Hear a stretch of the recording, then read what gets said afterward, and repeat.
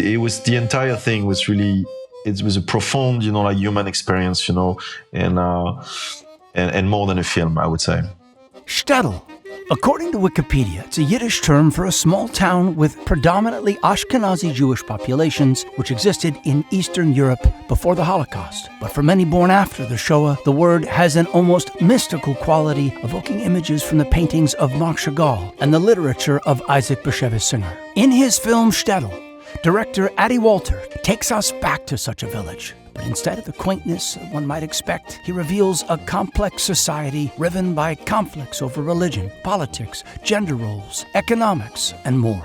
In other words, a world very much like our own. The film has clearly struck a chord with audiences. It's become the longest-running film at the New Plaza Cinema in New York, playing continuously for over 20 weeks. To learn more about the film, we took a unique approach and filmed 3 separate sessions with 2 members of the cast and then the director. We reached filmmaker Ady Walter at his home in Paris. Separately, we were able to speak with actor Saul Rubinek, a Hollywood legend who grew up speaking Yiddish. And finally, we were able to sit down in person with Moshe Lobel, the star of the film, another Yiddish speaker, but someone with a very powerful connection to the language and the culture depicted in the film. There's a lot going on in Shtetl, and it just became clear that we needed to get all of these different perspectives on the film and the story it tells to better understand its power. We hope you enjoy this tri-part discussion with filmmaker Ady Walter and actors Moshe Lobel and Saul Rubinek on Inside the Arthouse, starting now.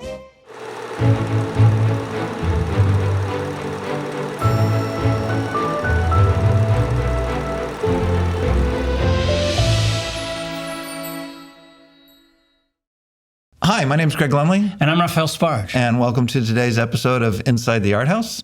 We are joined today by actor Moshe Lobel, who's here to talk about the film Shtetl. When did you first become aware of the film? So it came to me in the beginning of 2020, and they were actually planning to film that summer. And I remember getting the script. The director didn't know I existed when he wrote it, actually a couple of years before, and had been developing it.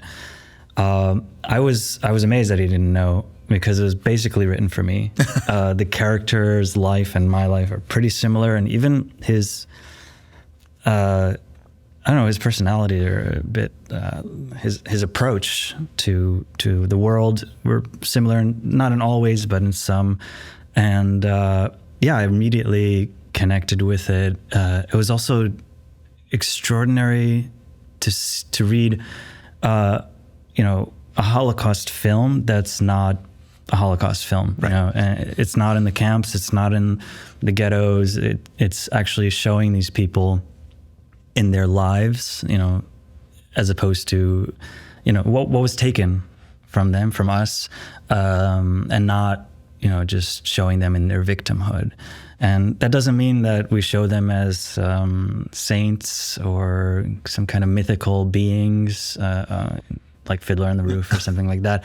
They're actually very complicated people. Some of them are not very nice. Even my character at some point is not nice. But that's reality, and people wrestle with all these issues. And I was just glad to read a script that was not afraid to show these people in their whole humanity. Mm-hmm. Didn't idealize them, gave them the right to be human like us. Yeah. The setup is so important to this, which then leads to this next thing, which essentially the setup is that it's a small fictional town in Ukraine that is a Shtetl, and most importantly, and in addition to your acting skills, which are legion in this, it's your ability to speak Yiddish for the majority of the film, which is again it's an incredible thing to to just be able to have at your fingertips. Yeah, which I do because it's my first language. So it's actually a miracle that I can speak English. So, because I was raised ultra-Orthodox. I was raised in Brooklyn in the Hasidic community in the sect of Satmar. And we were very closed off, and Yiddish was almost exclusively Yiddish, although I was lucky that I did get to speak a bit of English in my environment for the first few years of my life. So at home we spoke Yiddish, and outside we spoke both languages. And I grew up, I was raised in this ultra-Orthodox community, and I started breaking away when I was 12 years old. You broke away with your family or on your own? It ended up being my family, being my mother and my siblings, but we all went in our separate kind of timelines because a lot of it had to do with our relationship with my father and our family at large, and everyone had their own story there. And when I switched over to English as my primary language, I mostly abandoned the Yiddish language. And it wasn't until my adult life when I was invited to see a Yiddish production of God of Vengeance in New York with the Yiddish theater. And this world of Yiddish opened up for me that I didn't know existed, of hundreds of years of culture. Yeah. So that kind of opened Yiddish up for me again.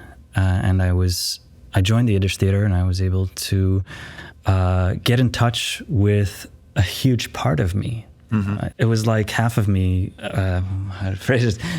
Emerged, right? Yeah. It was, woke up, from a deep slumber because and this personality that I forgot existed, and this passion. Because for me, the Yiddish was this passion because it was connected with religion, and maybe it was also connected with my childhood, which was very difficult and emotional. So I was able to bring all that up with the Yiddish, and I love performing in Yiddish. It's I don't exclusively perform in Yiddish. I could act in English as well for any agents who are listening or anything. How about the other actors in the film? Because all the characters are speaking, with the exception of some speaking Russian. Everybody's speaking. Actually, mostly it would be Ukrainian, and then some are speaking Russian. As the Soviets are speaking Russian, and I'm speaking Ukrainian as well. I had to learn Ukrainian for the film, so most of the cast had to learn Yiddish, or at least phonetically for the role. Okay, I was curious about that. There were two other native Yiddish speakers in the cast. One is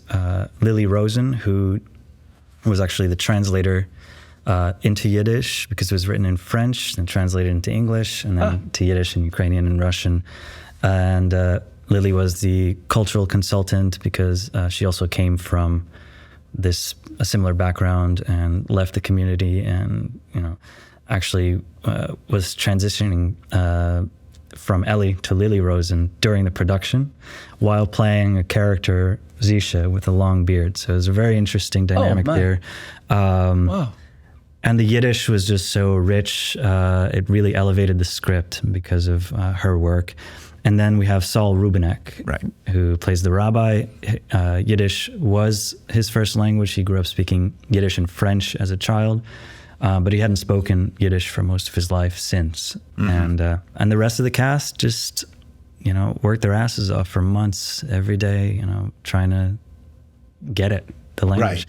Right. And me with Ukrainian. The film is beautifully shot. It's mostly in black and white, and with very long takes.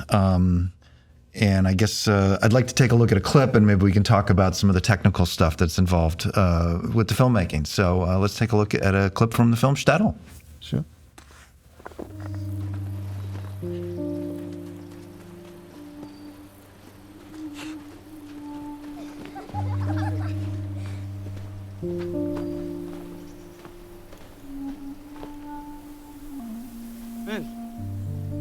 Що таке, ти переживаєш? Сигунеш. Нічого. Опусти.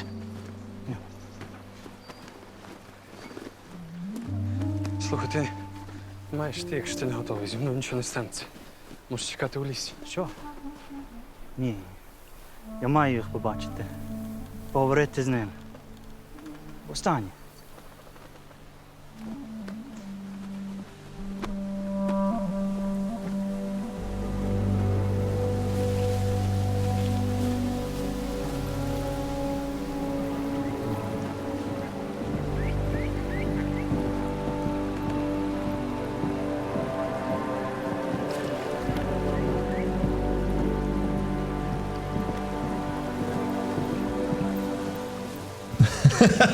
It's always nice to see it on the big screen. Yeah, it is. It's really What's going on there? So the script originally was supposed to, Addy wanted to do it as an actual one shot. Originally. The entire film? Yeah, from conception of the story. He actually had this think he was like a bit drunk at a bar one night, and I don't know if it was Berlin. He drew. Just came from seeing Birdman.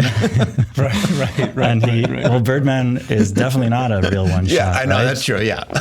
And then he drew a figure 8 on a napkin, and originally he was gonna do, and that's how it was actually pitched to me in the script. There were gonna be these tracks, and the camera was gonna go around these tracks in the village and follow my character. Oh.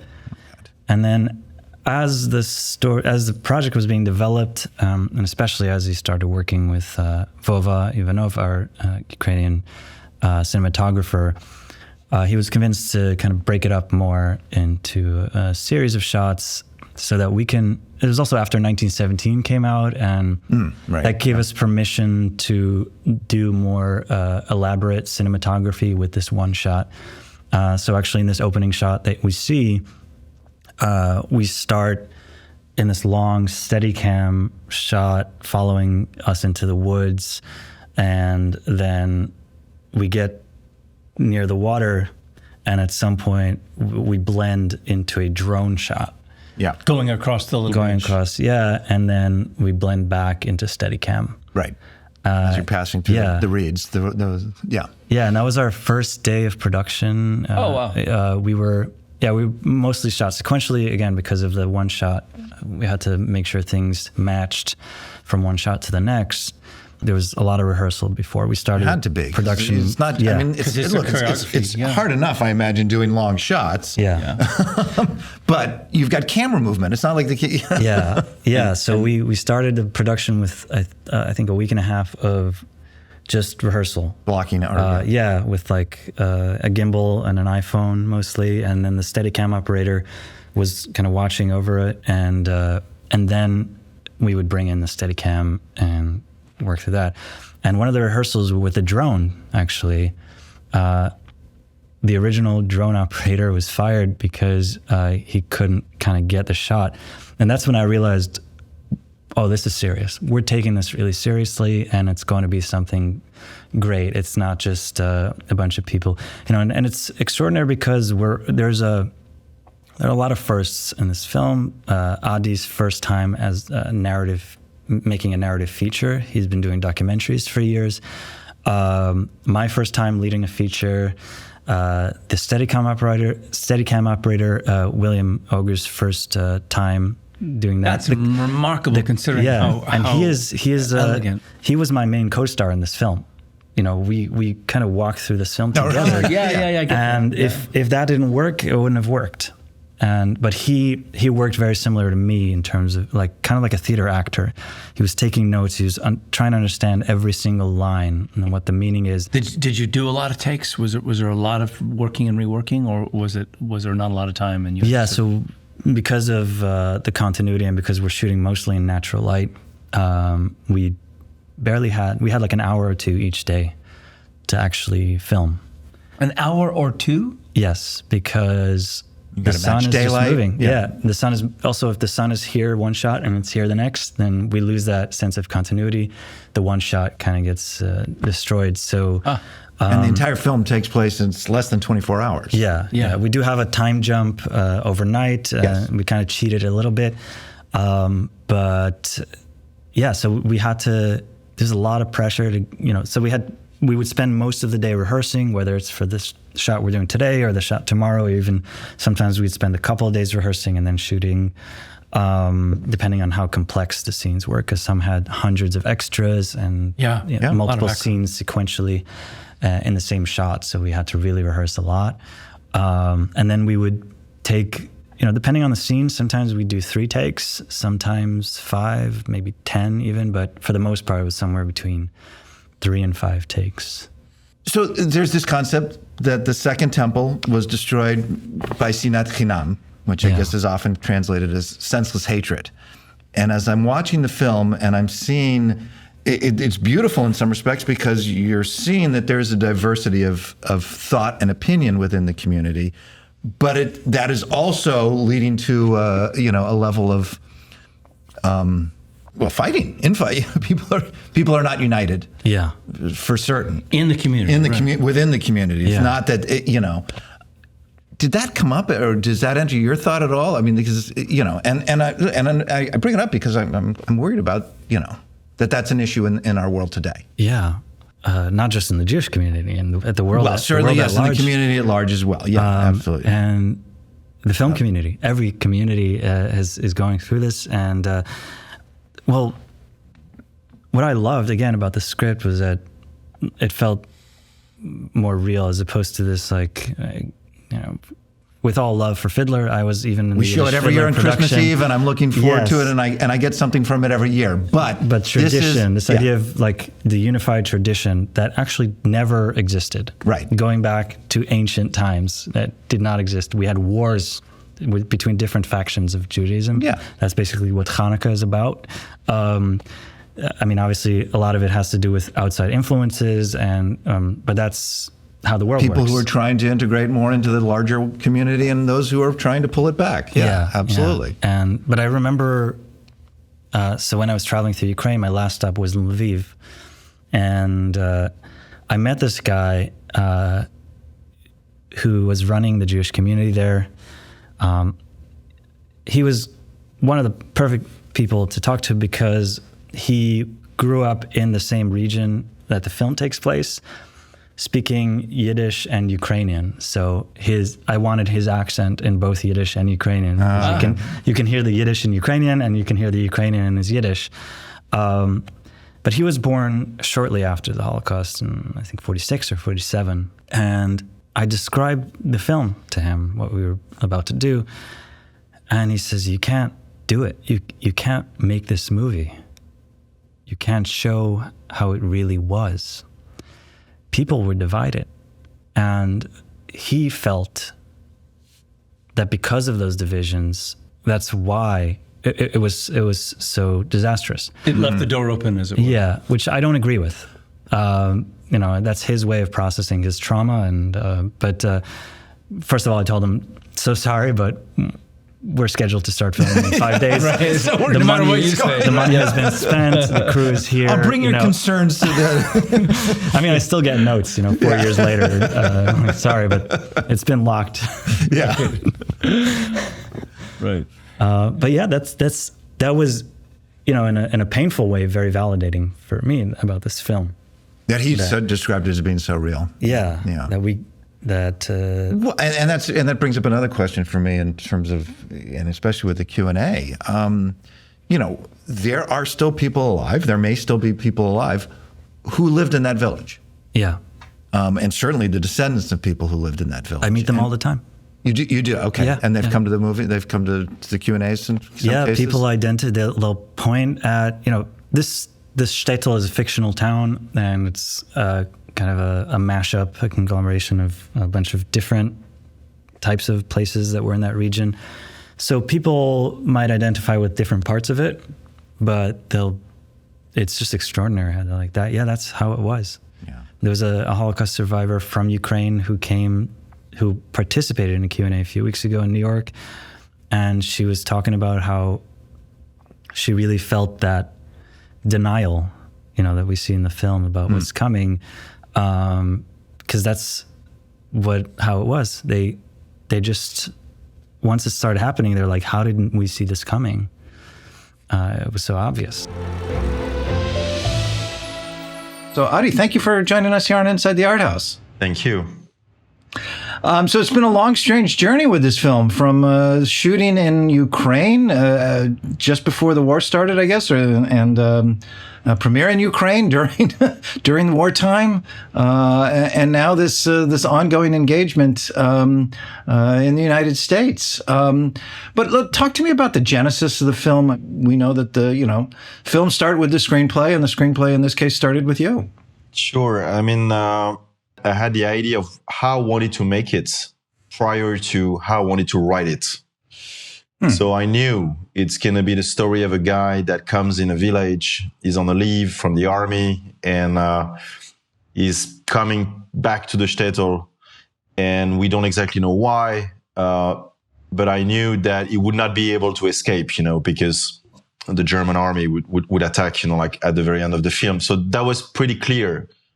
in my mind. But I had, most certainly, like an idea of how I wanted to film it, So I was in a bar in Berlin, and I was working on a documentary movie at the time. And I asked the bartender, just, okay, give me a paper. It went just like, I had really like a flash, some sort of like certainty, like something you're sure about, you're sure of, like, so he gave it to me, and then I took a pen and I drew an 8 like that, like the number 8. And I knew this is how it's going to look like. The guy's going to enter the village, and he's going to, go, like, to the Shtetl, and he will stop, I don't know, at the butchery and stop at the bakery, and he would stop in different places and meet different people. And we don't really know if he wants to say goodbye or if he wants to stay for a while. It's not clear, but I knew that it's going to look like that. So I drew that, and from that time, I exactly knew how it's going to look like. Like I had a super clear idea of how it's going to be.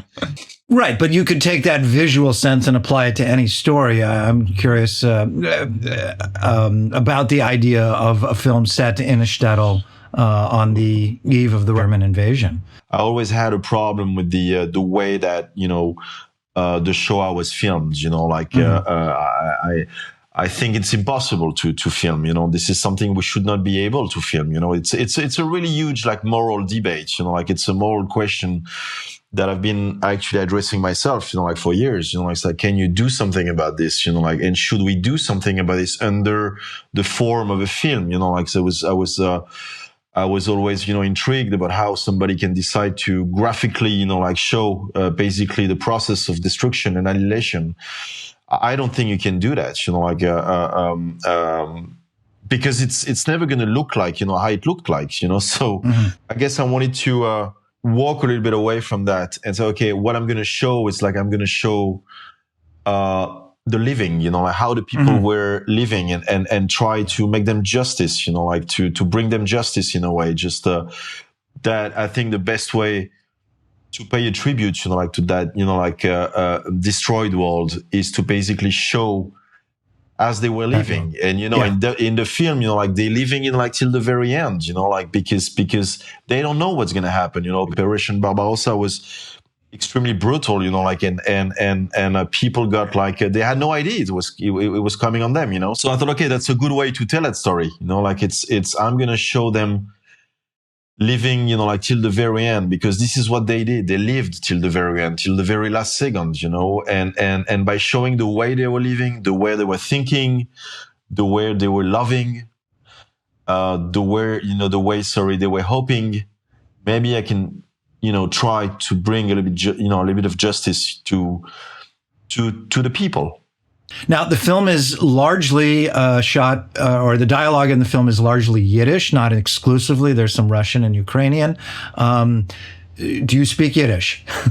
I don't speak Yiddish, I don't speak it, so we went through a very, I would say, easy process, I wrote it, in English, and then we just, in English, not in French. Yeah, well, no, I was usually, I mean, I knew it's going to be for many reasons, for production reasons as well, it would be best just to write it in English, so, okay.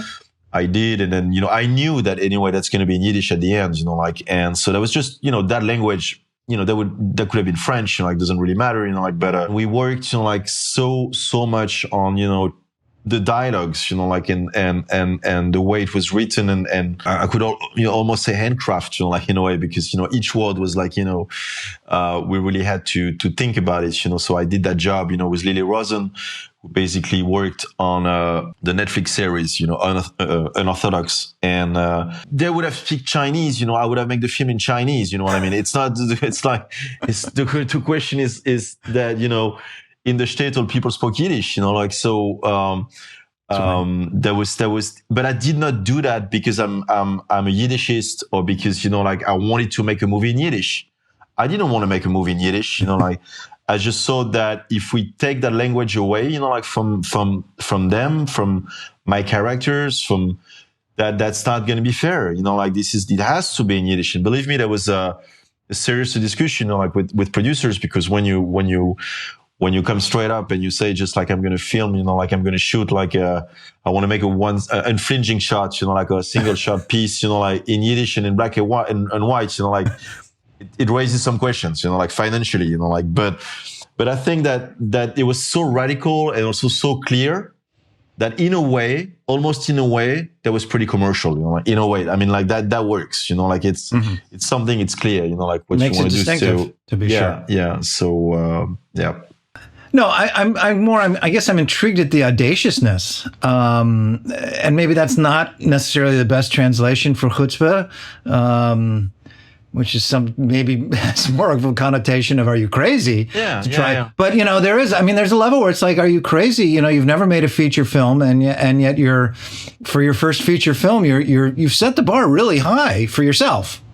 And I wonder if at any point there was like, "Oh my God, what have I done?" No, again, when I was telling you the story of that bar in Berlin that night, even I was a little plastered, like I had really, really a very clear vision of what I wanted to make. I never doubt, like at any stage of the work, I was driven by some almost like mystic force, like in a way. It's like I knew,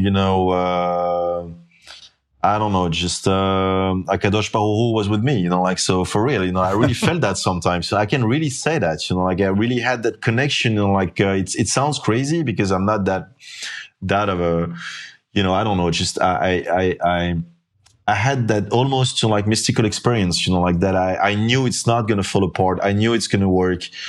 I knew I have, I'm doing that for the people who died, like who got like murdered, like, and I felt an incredible force, like just doing this because, you cannot fail. If you start to do this, it's impossible to fail, and I think that was a very strong, I was driven by something extremely strange, like that I can't even really define. You could call it like religious. This is why, religious experience, maybe in a way. Sometimes it was actually, we built that shul, like in this, in the set, in the village. And I honestly sometimes went there, like to pray by myself, like, it was a functional shul, like we brought a rabbi, like just to make it even more real, like, so we had carpenters, who basically worked, like 4 months, like to build that shul, like for the film, like in the village that we built. And, so you could call it that, but also there was other, I wanted to shoot it. I think big part of the success is also the fact that I wanted to shoot it in Ukraine. I really wanted to shoot it in Ukraine and in Yiddish, of course. And as we started just to work there and be in that forest surrounded, by that whole, history, believe me, there was something which was really mystical. Like it was like, it would not have been the same at all to shoot it somewhere else. Like that's the heart, like of the Yiddish land, like that's the heart of like the Hasidic world, So the fact also that the country was already at war, like because like 2014, like the people, like the people in the team, like the people they work in the film, like with me, they're already living in a country at war, like since 2014, like, so we're shooting the film in 2020 and those guys, like those women and men, working, like on the set, they went already through very difficult things, like difficult, sometimes even personal experiences. There were people, I worked with on that particular film and that particular story who themselves, like were extremely impacted by the war. But I also gave, like something, that gave something to the work there, special. The feeling was differently special. And that summer we shot, like we knew, you could sense it, you could feel it, like in the air, you could feel it in Kiev, like in the bars, in the nightclubs, everywhere, like in the yeshivot, like if you wanted to go there, that everybody was feeling that something was coming, and that was the last summer of peace. It was extremely clear, like we could feel it, we could sense it. Not that we knew, exactly when it's going to happen, but people were living the fullest, like, because they knew it's not going to last. And when you shoot a story like that in such a context, it's also quite mystical, like really in a way, it's just like, it's very hard to describe. It's difficult to explain, but I'm sure I give you some elements that you can understand. But it's definitely, extremely strong. I mean, it's a human, experience, and the Ukrainian team, they were so committed to just to revive, that Jewish Ukrainian, story. They were so proud of doing that. I cannot say anything wrong about them or anything bad. Extraordinary people, extremely committed. Vanya, the production designer, Yulia, the art director. We spent months, building, that, Alena, the costume designer, they were so keen, on basically working on the Jewish history, of Ukraine to make it as close as perfect that we could, even it's cinema. It's not a documentary movie, matter of fact, you always see people telling, I often, it's always nice and kind, and I never had bad experiences about that, but you could have people coming at the end of the film say, but people didn't really speak Yiddish that way. They didn't really, did that, in that fashion or whatever. But it's a collective experience. There's, of course, you know that, probably better than anyone, but there's not one Yiddish, there are tons of Yiddish, so, we did that, cinema Yiddish, in a way, just that everybody could work with, the actors and everybody else, on the set, but, it was, the entire thing was really, it was a profound, human experience, and more than a film, I would say. We're able to grab a few minutes with Saul Rubinek, who has a pivotal role in the film as the rabbi. Thank you for joining us, Saul. Yeah, happy to be here. So we just had you at the theaters for a couple Q&A screenings, which took place 6 weeks or 7 weeks after the film sort of opened in Los Angeles. It's been playing for months in New York. How is it, the experience of being able to sort of, reconnect with this film that you shot several years ago? We shot it I shot my bit in August of 21. We were, still, most of us were disinfecting our groceries, right? So we were bored out of our minds. So I was desperately looking for a way, to go out, do a movie for no money, and I found one. And it wasn't that hard to find. If somebody's going to do a black and white single shot film in Yiddish, and they say, we don't have any money, but we'll fly you to Ukraine. We'll put you up at the Fairmont Hotel. I said, the Fairmont Hotel? Okay. So I had been to Kiev before. I'd shot a movie, French film, because I speak French. I shot a French film there in 2015, so I knew the Fairmont Hotel. And the only really great news was that it now had a casino and was open 24 hours. So it's a good thing I wasn't being paid a dime, because that would have all been gone. Anyway, I'd known Jean Charles Levy, wonderful producer, Jewish man from Paris, who had been a buyer. He had been at TF1, one of the great big buyers in France, and he saw that he was picking winners, and TF1 was making all the money, and he wasn't. He was getting his regular salary, so he quit and became a seller, and he's made many, many great films since then, and really one of the really interesting indie producers, hustling for trying to figure out how to get financing for projects that he loves. Which can be really debilitating, but it hasn't really debilitated him. He's continued. I mean, he said yes to this. Addy was a documentary filmmaker, a talented one, and actually worked with Jean Charles on many films that he did, in the sense that he worked with them doing making of videos, making of documentaries. And he had this extraordinarily insane idea of doing a film in Yiddish, a language that he does not speak.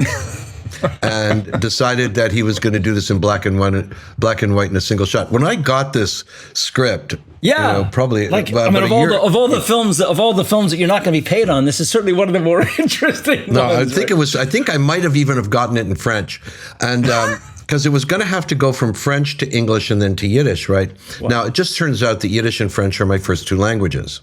I didn't speak English until I was about 6 or 7 years old, and so I spoke Friddish. Right.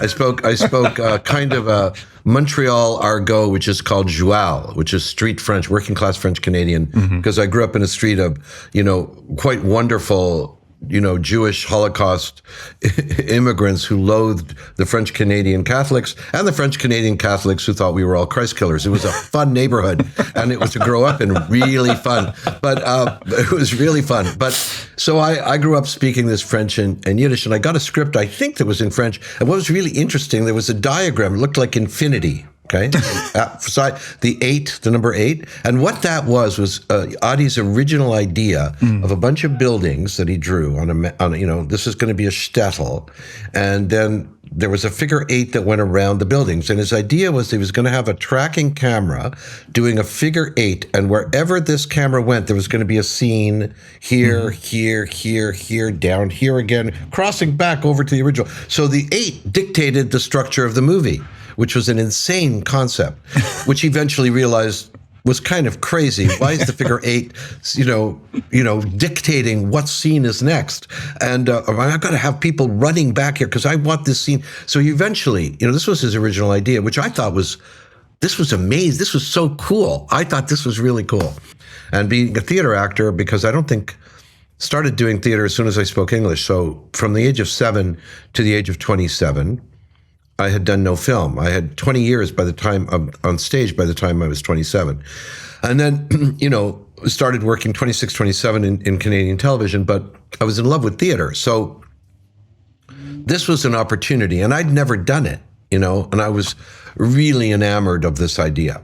Doing this film in Ukraine, for me, was extraordinary because I got to do the first film I've ever done in Yiddish. And I wished my father was alive. Why? Because my father was an actor. My father had broken away from a Hasidic life. He cut his side curls off when he was 16, and he decided to go into Yiddish theater. And his father was, outraged by it and shocked by it. So I knew my father's story. Hitler had put a stop to my father being an actor. And by the time I was 7 years old, I went into it myself. Or at least he helped me go into it because I was a very violent kid. And when I was 5 and 6, because I was part of street gangs. And in order to help me with that, I ended up in a little theater school, for children in Ottawa. And I never really left that place, not for another 70 years. And so doing this was an extraordinary experience. But honestly, guys, I said this to the audience the other night. Yes, it was amazing. Yes, I was one of 3 Yiddish speakers. Everybody else learned it phonetically. The cast is 95%, if not 98%, non-Jewish. Okay? And they were the ones who were extraordinary to me. And Moshe, as you know, is a refugee from what I call the Satmar misogynistic cult called, Orthodox, they're not Orthodox, they're Hasidim. Yeah, and I've played them, and I've lived with them. And I don't mind telling you what I think, that it's a cult and that they're misogynist and that they're, borderline abusive, if not fully abusive to people. And fine. I'll go head to head and toe to toe with anybody talking about that. But he was a refugee from that. And so was Eli Rosen, who transitioned to Lily Rosen during the movie. Right.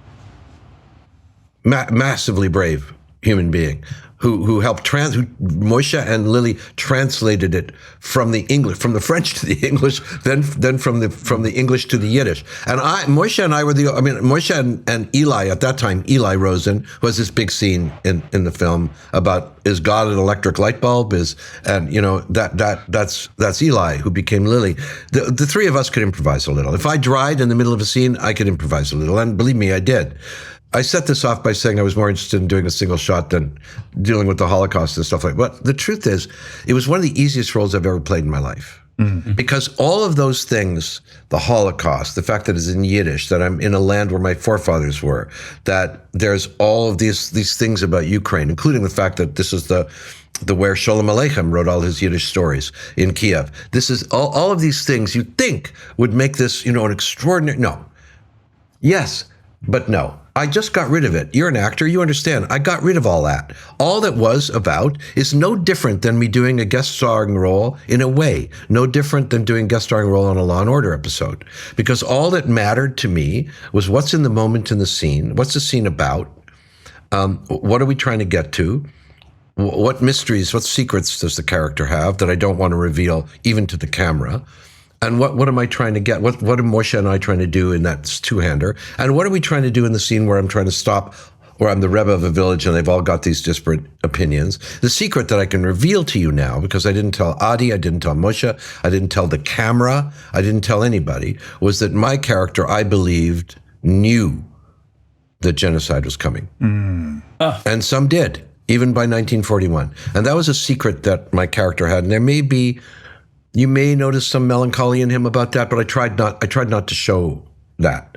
So but I had that. And the truth is that I have secrets whenever I play a role, any role, and I deal with, just like any actor does, I deal with what the moments are about, and I leave the rest of it alone. The fact that it was a single shot, I left it alone. The Ukraine, leave it alone.